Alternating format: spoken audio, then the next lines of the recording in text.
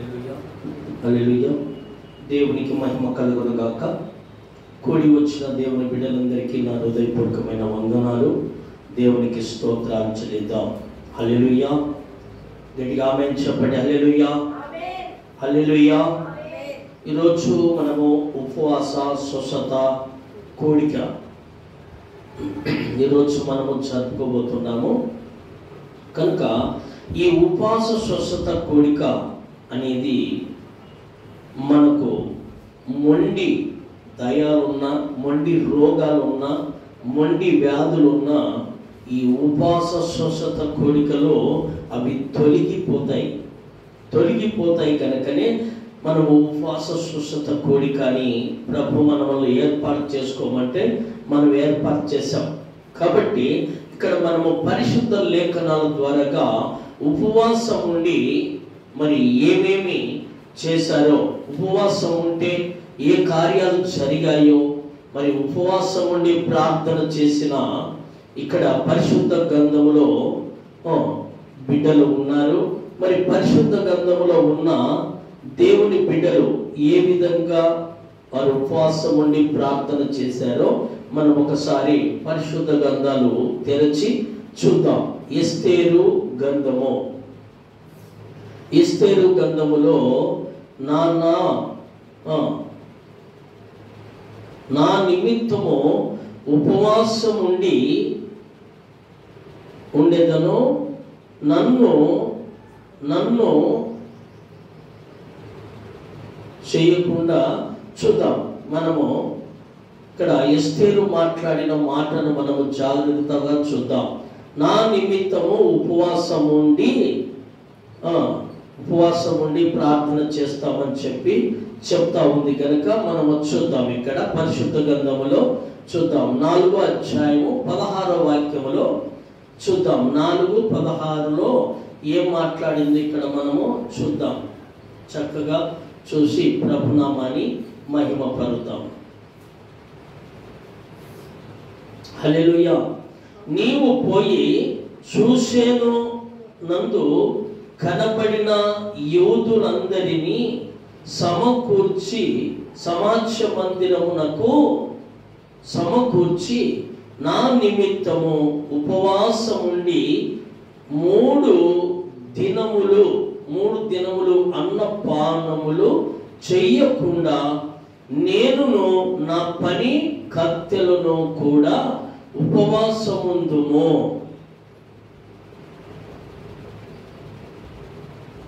ప్రవేశించుట న్యాయ వ్యతిరేకముగా ఉన్నను నేను రాజునొద్దకు ప్రవేశించెదను, నేను నశించెదను. హల్లెలూయా. చూడండి, ఇక్కడ ఎస్తేరు ఒక మాట మాట్లాడుతూ ఉంది.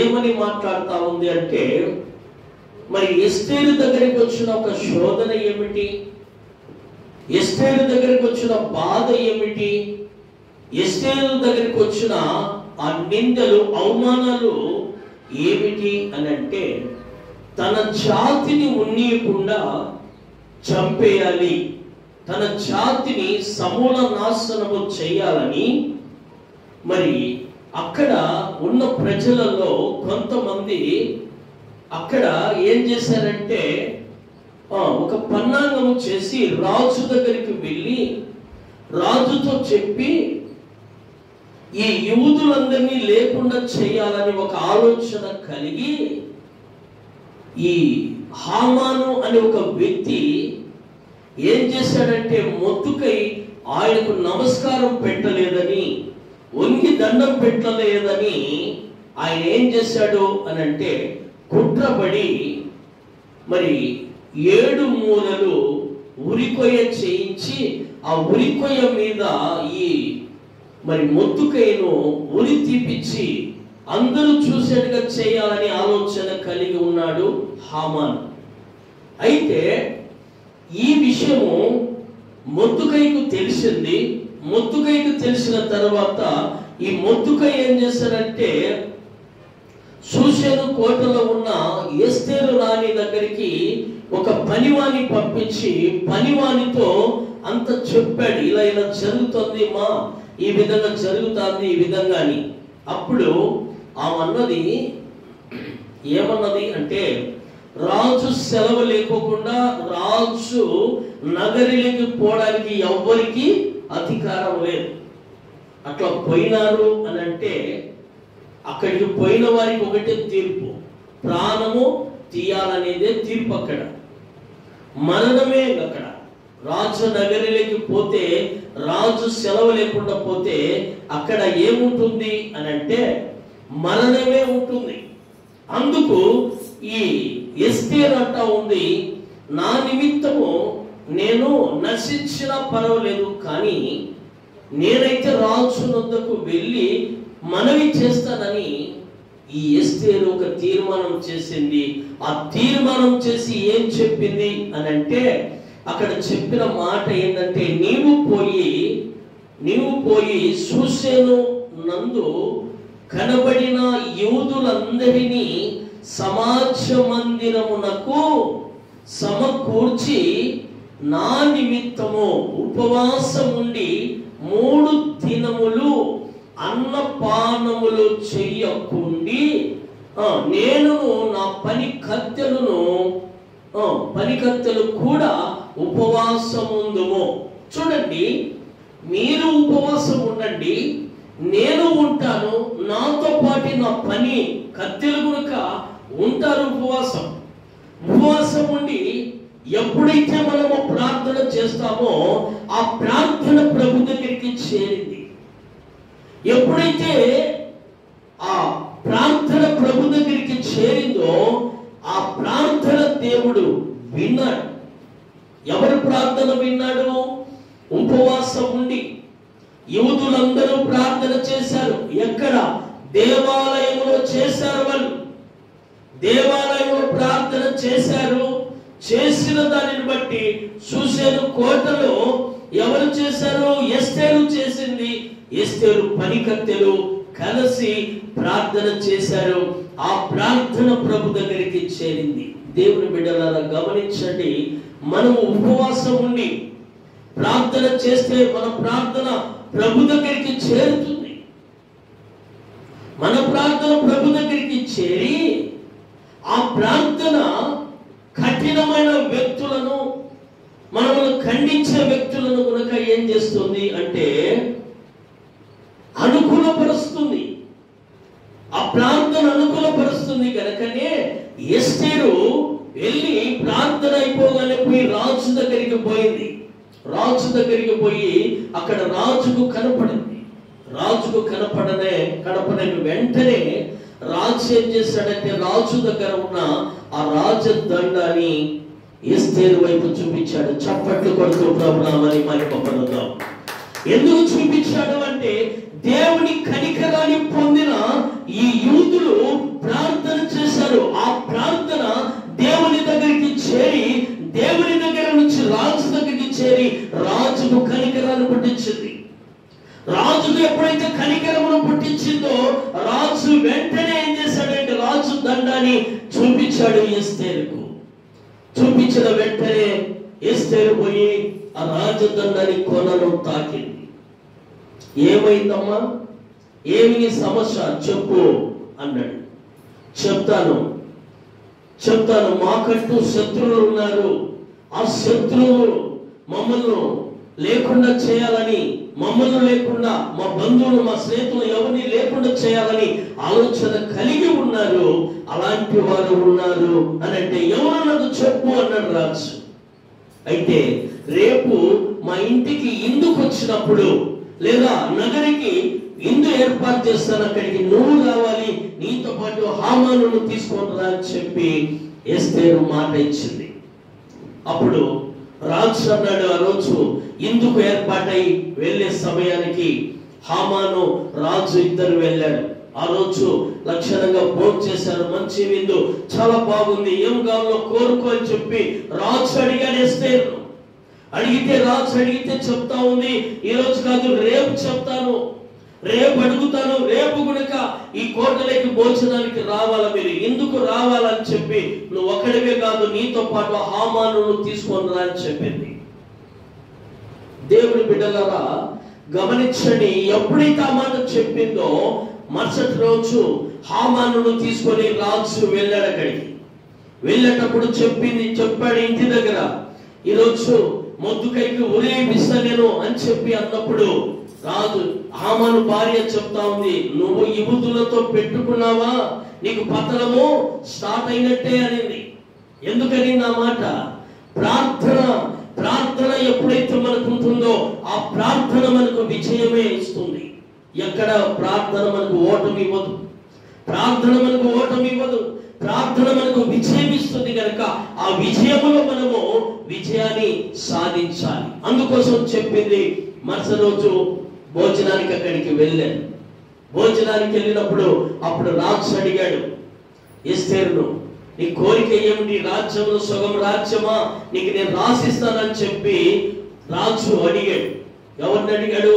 ఎస్తేరు రాణిని అడిగాడు. అడిగినప్పుడు ఈ రాణి అనింది, నాకు ఆ రాజ్యం అవసరం లేదు, నాకు నీ ఆస్తి నాకు అవసరం లేదు, నా జాతి నాకు ముఖ్యము, నా జాతి మీద కుట్రబడిన వ్యక్తి ఇక్కడ ఉన్నాడు. అంటే ఎవరో చెప్ప వ్యక్తి అన్నాడు. అంటనే వెంటనే చెప్పాడు హామానే అన్నది. ఈ హామానే అనగానే హామానుకు చెమటలు పుట్టే. హామానుకు చెమటలు పుట్టి రాజు ఆగ్రహమై మండి కోటల నుంచి బయటికి వెళ్ళాడు. బయటకు వెళ్ళి మనం త్వరగా లోపలికి వచ్చే లోపల ఈ హామాను చూస్తే ఎస్తేరు రాణి కాళ్ళ మీద పన్నాడు. ఎందుకు పన్నాడు? అమ్మా నువ్వే ప్రాణం ఇచ్చి పెట్టు తల్లి, నన్ను చంపేస్తానని చెప్పి కాళ్ళ మీద పడితే అప్పుడు రాజు ఏమనుకున్నాడు? నా ముందరనే నా కోటలోనే నా రాణి పాదాల దగ్గర అంటే నువ్వు బలవంతం చేయబోతున్నావా అన్నాడు ఆయన. అనగానే వెంటనే అక్కడ ఉన్న భట్రుతులంతా వచ్చి హామాను పట్టుకొని తీసుకెళ్లారు. తీసుకెళ్లి ఏం చేశారు? ఈ ఉరికొయ్య ఎవరికి తీసుకొచ్చి చేపించాడు? 7 మూలలు మొద్దుకైకి చేపిస్తే ఆ 7 మూల ఆ ఉరికొయ్య మీద హామాను తీసుకొచ్చాడు. కాబట్టి హామాన్నే ఉరి తీశారు. చప్పట్లు కొడుతూ ప్రభునామని మహిమపరుద్దాం. ఎవరైనా మనకు శత్రువులు ఉన్నారా, ఏమైనా చేయాలని ఆలోచన కలిగి ఉన్నారా, చేసుకొని పండి. మనము మోకాళ్ళేసి ప్రార్థన చేద్దాం.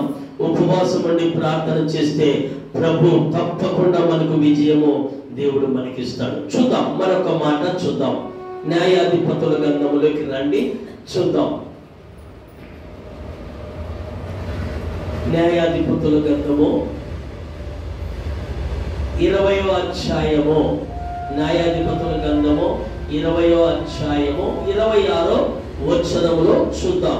26వ వచనములో వీరందరూ కత్తి దూయువారు. అప్పుడు ఇశ్రాయేలులందరూ జనులందరూ పోయి బేతేలును ప్రవేశించి ఏడ్చుచు సాయంకాలము వరకు అక్కడ యెహోవా సన్నిధిని కూర్చుంటూ ఉపవాసం ఉండి దహన బలులను సమాధాన బలులను యెహోవా సన్నిధిని అర్పించిరి. చప్పట్లు కొడుతూ ప్రభునామని మహిమపడతాం. ఇశ్రాయేలు ప్రజలకు ఓటమి వచ్చింది. ఇశ్రాయేలు ప్రజలు ఓడిపోతున్నారు. ఫిలిస్తీయులు విస్తరమిస్తూ ఉన్నారు. అలాంటి సమయంలో ఈ ఇశ్రాయేలు ప్రజలు ఏం చేశారు అంటే దేవునికి ప్రార్థన చేయడం ప్రారంభించారు. ఎందుకంటే గమనించిన వారు ఇశ్రాయేలు ప్రజల పక్షమున దేవుడు ఉన్నాడు కనుకనే ఉండి మేము ఓడిపోతున్నామంటే కారణం ఏమైంది? మా పాప శాప దోషమా, మాకేమి మేము చేశామని ప్రభు సన్నిధిలో వెళ్ళి ఏం చేశారంటే దేవునికి దహన బలులు అర్పిస్తూ వచ్చారు, సమాధాన బలులు అర్పిస్తూ వచ్చారు.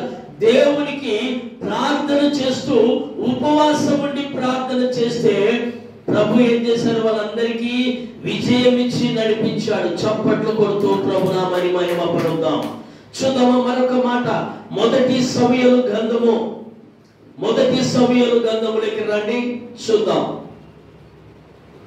మొదటి సమూయేలు గ్రంథము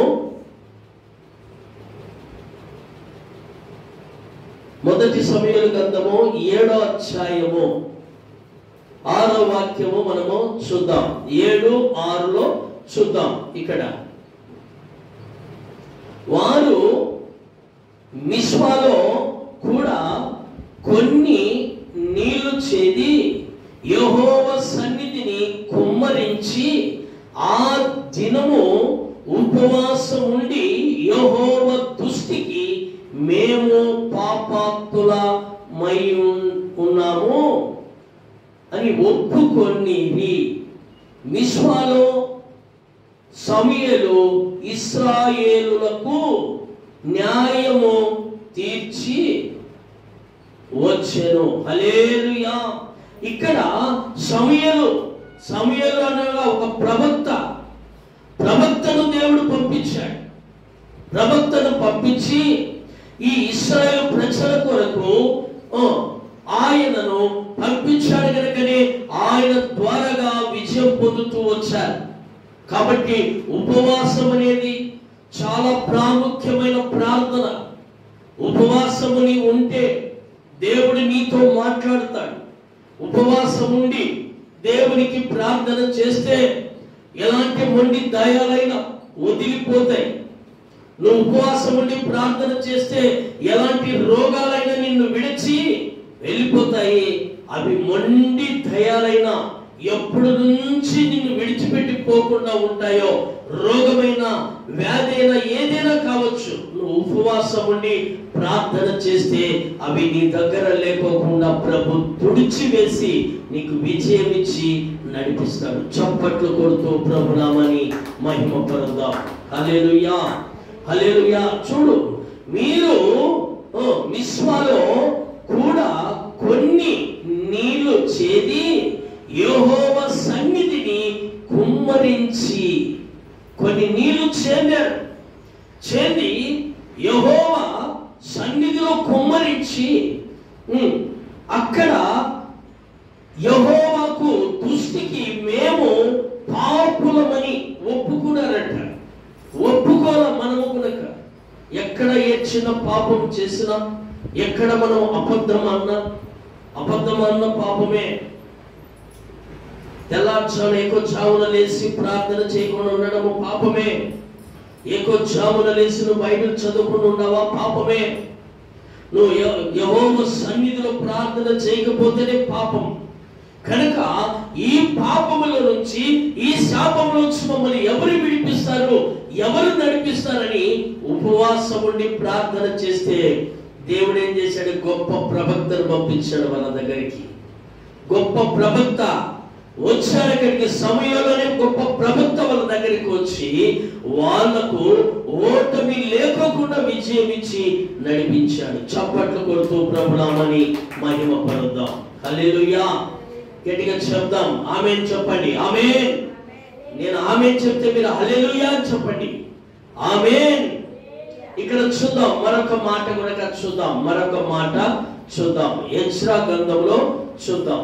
ఎజ్రా గ్రంథంలో ఉపవాస సమయమందు ఎలాగ మనకు దేవుడు ఎలాంటి కార్యాలు చేస్తాడో ఇక్కడ మనము చక్కగా ఒక మాట మనకు రాయించాడు.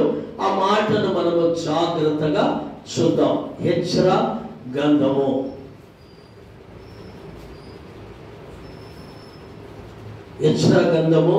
8వ అధ్యాయము 23వ వాక్యము. 8:23 చూద్దాం.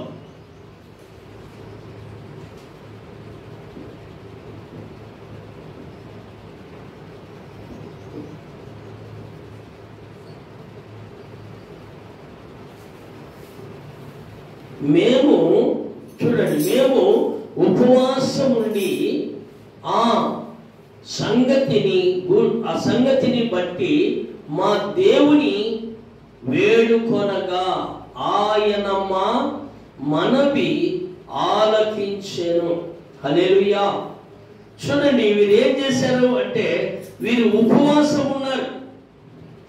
ఉపవాసం ఉండి మేము ఉపవాసం ఉండి మా దేవునికి మేము ప్రార్థన చేస్తే ఉపవాసం ఉండి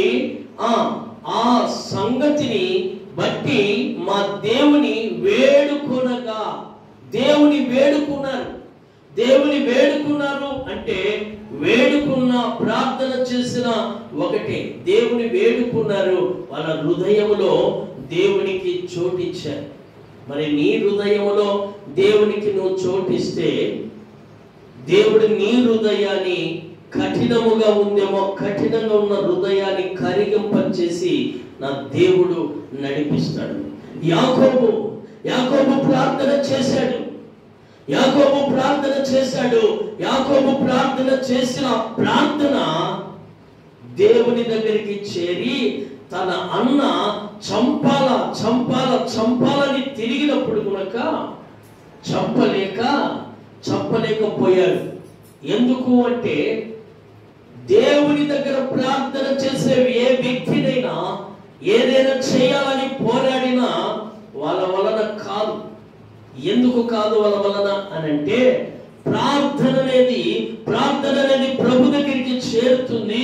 ప్రార్థన అనేది ప్రభు దగ్గరికి చేరితే ప్రభు దగ్గర నుంచి నీకు ఆశీర్వాదం నీ దగ్గరికి వస్తుంది. అవసరమైతే తన దూతను పంపిస్తాడు. తన దూతను పంపించి నీ శ్రమలు, నీ కష్టాలు, నీ బాధలు, నీ నిందలు, నీ అవమానాలు ఏమున్నాయో వాటినన్నిటినీ విడిపించడానికి ఆయన సమర్థుడుగా ఉన్నాడు. అందుకోసమే యాకోబు ఏం చేశాడు అంటే తన అన్నకు మోసం చేసిన ఆ విషయాలు గమనించి ఆయన ఏం చేశాడంటే ఆ ఊరును వదిలిపెట్టి వెళ్ళిపోయాడు. ఆ ఊరినే వదిలిపెట్టి వెళ్ళిపోయాడు. తన మామ దగ్గరికి వెళ్ళాడు, లాబాను దగ్గరికి వెళ్ళాడు.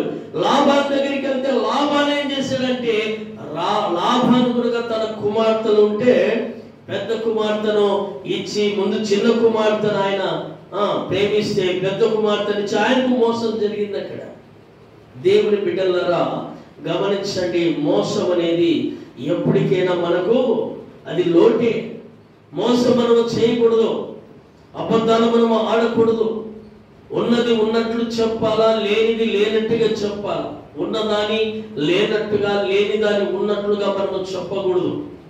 అలాగా చెప్తే దేవునికి అది ఇష్టకరమైనది కానే కాదు.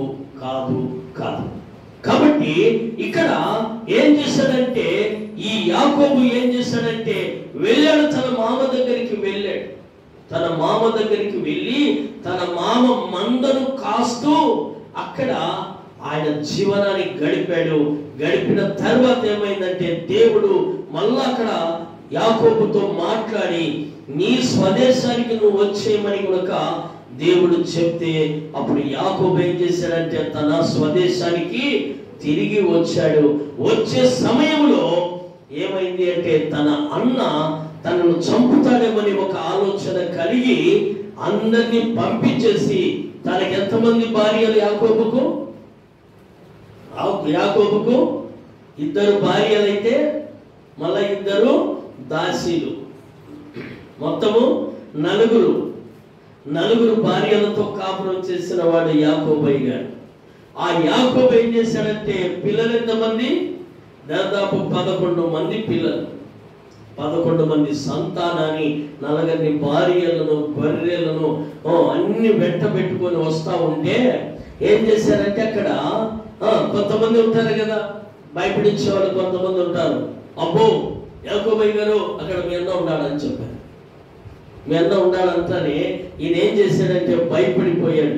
మా ఆయన ఎలా వస్తున్నాడని ఒక పంపించాడు. ఎలా కోపంగా ఉన్నాడా, లేకుంటే సంతోషంగా ఉన్నాడా, ఆనందంగా ఉన్నాడా అని చెప్పి పంపిస్తే అక్కడ ఆనందంగా ఆయన వస్తా ఉన్నాడు. ఎందుకు? నా తమ్ముడు, నా తమ్ముని భార్యలు, నా తమ్ముని పిల్లలంతా వస్తా ఉంటే నేను పోయి చూసి ఆనందించాలని ఆయన వస్తా ఉంటే మధ్యలో ఒకడు ఏం చేశాడంటే భయపడించాడు. మీ అన్న సమాధానంగా రాలేదు, చాలా కోపంగా వస్తున్నాడని చెప్పే లోపల భయపడి ఏం చేశాడు తెలుసా? అందరినీ పంపించేసి ఆస్తిలో సొగం చేశాడు. ఆస్తిలో సొగమైంది. ఈ సొగం ఆస్తిని వాళ్ళందరికి పంపించాడు. సొగం ఆస్తిని నిలబెట్టుకున్నాడు. ఎందుకు? దేవునికి ఒక మందిరము కట్టిస్తానని చెప్పాడు. అక్కడ మందిరం కట్టిస్తాననే మందిరాన్ని కట్టించాల. అందుకోసమే సొగం ఏమైపోయింది? దేవునికి ఇయ్యక సగం ఏమైపోయింది? సగం అన్యాయం పాలైపోయింది, సగము ఆయనకు నిలిచింది. దేవుని బిడ్డలారా, మనము కూడా దేవునికి ఏదైనా ఇవ్వాలని మనము ఆలోచన కలిగి ఉన్నామంటే అది ఖచ్చితంగా దేవునిది, దేవునికి ఇవ్వాలా. నేను రక్షణ పొందాను, నేను మారు మనసు పొందాను, నేను పాప క్షమాపణ, మారు మనసుకు తగిన ఫలమేమిటిది? నువ్వు దేవునికి ఇవ్వాల్సింది దేవునికి ఇవ్వాలంతే. నీ కష్టార్జితంలో దేవునికి ఏమి ఇవ్వాలి? దశమ భాగము నువ్వు ఇవ్వాలి. దశమ భాగము దేవుని సొమ్ము, దేవుని మోసం ఎవరు చేయకూడదు. మోసం చేస్తే మనం మోసపోతాం.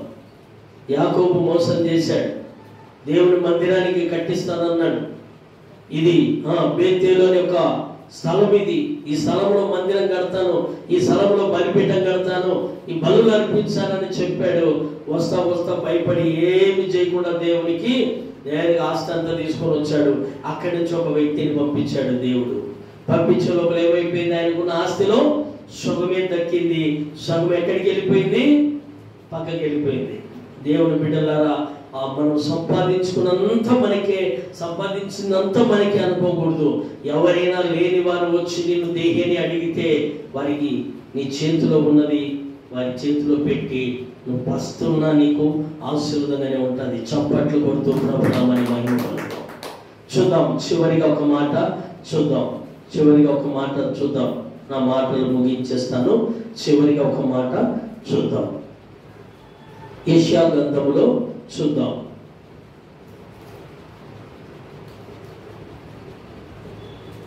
యెషయా గ్రంథము 58 అధ్యాయంలోకి రండి, చూద్దాం. 58వ అధ్యాయము 3వ వాక్యము చూద్దాం. మేము ఉపవాసం ఉండగా నీవెందుకు చూడవు? చూడండి, ఇక్కడ దేవుని బిడ్డలు అడుగుతున్నారు, మేము ఉపవాసం ఉన్నాం కదా ప్రభువా, ఎందుకు నువ్వు చూడవు అన్నారు. ఉపవాసం ఉంటే చూడాలని గ్యారెంటీ ఉందా? నువ్వు ఉపవాసం ఉన్నావు, బాగానే ఉంది.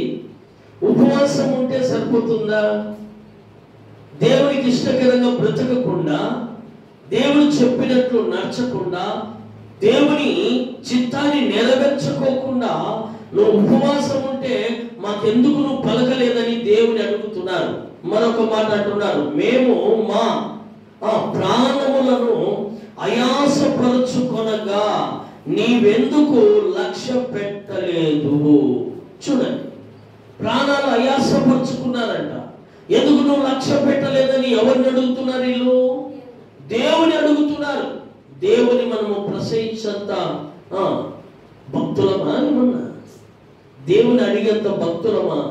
ప్రభుని అడగాల్సింది ఏ విధంగా అడగాలంటే, అయ్యా నీకు స్తోత్రమయ్యా, అయ్యా నీకు వందనాలు ప్రభువా, నన్ను కనికరించయ్యా, నన్ను కృప చూపించయ్యా, నేను నా కుటుంబమైన ప్రభువా నీకు ఇష్టకరంగా లేమేమో, నీకు ఇష్టకరంగా ఉన్నట్లు మాకు సాయం చేయ ప్రభువా, నీ చిత్తంలో నెరవేర్చే వరంగా మేము ఉండాలని మనం ప్రార్థన చేయాలి.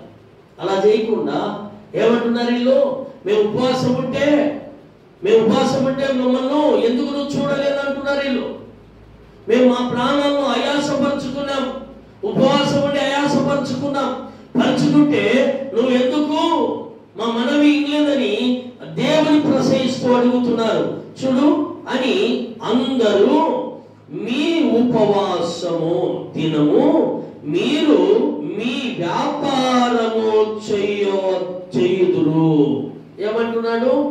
మీ ఉపవాస దినములో మీరు ఏం చేస్తున్నారు? మీ వ్యాపారం చేస్తున్నారు. మీ ఉపవాస దినములో మీరు వ్యాపారం చేయకూడదని దేవుడు చెప్తున్నాడు. మనం ఏం చేస్తాము? ఈ ఉపవాసం ఉండి మనం ఏం చేస్తాము? వ్యాపారం చేసుకుంటా ఉంటాం. అది దేవునికి ఇష్టమా? అది దేవునికి ఇష్టం లేకపోతే ఆయన వినడు. ఆయనకి ఇష్టకరంగా ఉండాలా. నువ్వు ఉపవాసం ఉన్నప్పుడు ఉపవాసమే. ఉపవాసం ఉండి పొద్దున్నీ ఒక 2 ఇడ్లీ తిని, ఒక గ్లాసు పాలు తాగి, మన మధ్యాహ్నం 2 చక్కెరకీలు పళ్ళు తిని నేను ఉపవాసం ఉన్నాను అని సాయంత్రము వీలైతే ఒక 2 చపాతి, వీలైతే 2 చపాతి, గ్లాసు పాయసము. అది ఉపవాసమా? అది ఉపవాసం కాదు. అందుకే దేవుడు అంటున్నాడు, నువ్వు ఇవన్నీ తింటూ ఇవన్నీ చేస్తూ నువ్వు ఉపవాసం ఉన్నావంటే అది నాకు ఇష్టం లేదంటున్నాడు ప్రభు. అందుకోసమే ప్రభు పలకటంలా. మనం కూడా అంతే. మనము కూడా ఉపవాసం ఉండాలకు తాగుట తాగవచ్చు, తినుట తినకూడదు. తినకూడదంటే తినకూడదు. మనం ఉపవాసం ఉండి ప్రార్థన చేసినప్పుడు ప్రార్థనే. మనం తప్పులు చేసామా సరి చేసుకోవాలా? ఎవరితోనన్నా మనకు సమాధానం లేకుండా ఉంటే సమాధాన పడాలా? లేదా ఎవరినన్నా మనం ద్వేషించుంటే దేవుని దగ్గర ఒప్పుకొని వదిలిపెడితేనే దేవుడు మన మొర ఆలకిస్తాడు. లేకపోతే నీ ప్రార్థన అవసరం లేదు, నువ్వు నాకు అవసరం లేదు అంటాడు. కాబట్టి ఇక్కడ ఒక మాట అన్నాడు, చూద్దామా? ఆ మాట కనుక చూద్దాం. మీరు పనివారి చేత కఠినమైనవి చెయ్యుదురు. ఏం చేస్తున్నారంట? మన పనివారితో కఠినమైన పనులు చేపిస్తున్నామంట. మరి కఠినమైన పనులు చేస్తే నేను ఎందుకు వింటాను? ఆడు నాకు మొరపెడుతున్నాడు, నువ్వు కఠినమైన పని చేస్తున్నావు, నువ్వు ఉపవాసం ఉన్నావు చెప్తున్నావు, వాడేమో నాకు మొరపెడుతున్నాడు, ఈ కఠినమైన పని చేయలేక అల్లాడిపోతున్నామని చెప్పి వాడు నాకు ప్రార్థన చేస్తున్నాడు. నేను వారి ప్రార్థన వినాలనా, లేకుంటే నువ్వు ఉపవాసం ఉంటే నీ ప్రార్థన వినాలనా? ప్రార్థన దేవుడు వినాలా అంటే ఉపవాసం అనేది క్రమము ప్రకారంగా మనము నడుచుకుంటూ ఆ రోజు మన వ్యాపారం ఉండకూడదు, మన పని వారిని మనం హింసించకూడదు. ఆ రోజు అన్ని వదిలిపెట్టి దేవుని సముఖంలో నువ్వు కూర్చొని నువ్వు ఎప్పుడైతే దేవుని మీద మనసు పెట్టి ప్రార్థన చేస్తే నా ప్రభు ఆ ప్రార్థన విని నీకు ప్రతి ఫలితము ప్రభు దయచేస్తాడు. చప్పట్లు కొడుతూ ప్రభు నామాన్ని మహిమపరుద్దాం. హల్లెలూయా, హల్లెలూయా. దేవుడు చూడు ఎంత చక్కనైన మాటలతో మనతో దేవుడు మాట్లాడుతున్నాడు అని అంటే, ఇక్కడ మరొక మాట కూడా అంటున్నాడు ప్రభు. ఏమంటున్నాడంటే, మీరు కలహ ప్రియుచు వివాదము చేయుచు వ్యాపారముగా గుదులాడుచు ఉపవాసం ఉన్నారు. చూడండి, కొట్లాడుతున్నారు. గుదులాడడం ముందే చెప్తున్నాడు ప్రభు. మీరు గుదులాడుతూ మేము ఉపవాసం ఉన్నామని మీరు గుదులాడుకుంటూ ఉంటే ఆ ఉపవాసము త్వరగా నేను వినాలనా అని చెప్పి దేవుడు అడుగుతున్నాడు. కాబట్టి మనము కొట్లాడకూడదు. మనము ఉపవాసం ఉన్న రోజు ఉపవాస స్వస్థత కూడిక అంటే, ఈ కూడికలో ఏ విధంగా ఉండాలి మనము అంటే, ఆయనకి ఇష్టకరంగా ఉండడానికి యోగోత్సాహం నుంచి ప్రార్థన చేస్తూ మనం ఏమేమి తప్పులు చేశామో, ఈ వారం అంతా ఏం చేశామో, లేదా ఈ రోజంతా ఏం చేశామో, లేదా ఈ నెలంతా ఏం చేశామో, ఎవరితో మేము అసూయపడ్డామో, ఎవరి మీద అసూయపడ్డామో, ఎవరి మీద కోపపడ్డామో, ఎవరెవరిని హింసించామో, ఎవరెవరిని ద్వేషించామో, ఇవన్నీ మనం ఏం చేయాలంటే దేవుని దగ్గర ఒప్పుకొని వాటిని వదిలిపెడితే దేవుని కనికరాన్ని మనము పొందుకుంటాం. లేకపోతే దేవుని కనికరాన్ని మనం పొందుకోలేము. ఎందుకు పొందుకోలేము అని అంటే, దేవుడు చెప్తున్న మాట అదే. ఏమంటున్నాడు? మీరు వ్యాపారం చేస్తున్నారు, అందుకోసం నేను ఇలా. మీరు ఆయాసముగా ఉన్న పాయసం తింటున్నారు, ఆయాసముగా ఉందని నాతో అంటున్నారు, మీరు పాయాసం తింటున్నారు. మరి పాయాసం తినే వల్ల మొర ఆలకించాలా? నేను ఆలకించను అని దేవుని వాక్యము మనకు సెలవిస్తా ఉంది. ఇక్కడ ఎస్తేరు ద్వారాగా ఏం చేశాడు దేవుడు? ఆమె ఉపవాసం ఉండి ప్రార్థన చేసింది. దేవుడు ఆమె ప్రార్థన ఆలకించి తన జాతి ప్రజలందరినీ ప్రభు రక్షించి నడిపించాడు. ఇక్కడ న్యాయాధిపతుల గ్రంథములో దేవుడు ఒక మాట అన్నాడు, యెహోవా సన్నిధిలో కుమ్మరించుచు ఉపవాసం ఉన్నారట. వాళ్ళను దేవుడు ఏం చేశాడు? వారిని విడిపించి గొప్పవారిగా చేసి నడిపించాడు. కాబట్టి దేవుని బిడ్డలారా, గమనించండి, ఉపవాస ప్రార్థనకు శక్తివంతమైన బలం ఉంటుంది. ఆ బలము మనము పొందుకోవాలంటే మనం ఉపవాసం అంటే ఉపవాసమే ఉండాలి. దేవునికి ఇష్టకరంగా అంటే దేవునికి ఇష్టకరంగానే ఉండి మనము నడుచుకుంటే దేవుడు మనలను దీవిస్తాడు, మన కుటుంబాలను దీవిస్తాడు, మన బంధువులను దీవిస్తాడు, మన స్నేహితులను ప్రభు దీవించి మన సంఘాన్ని దీవించి అభివృద్ధి పరిచి నడిపిస్తాడు. దేవుడి మాటలు దీవించి ఆశీర్వదించును గాక. ఆమేన్. హల్లెలూయా.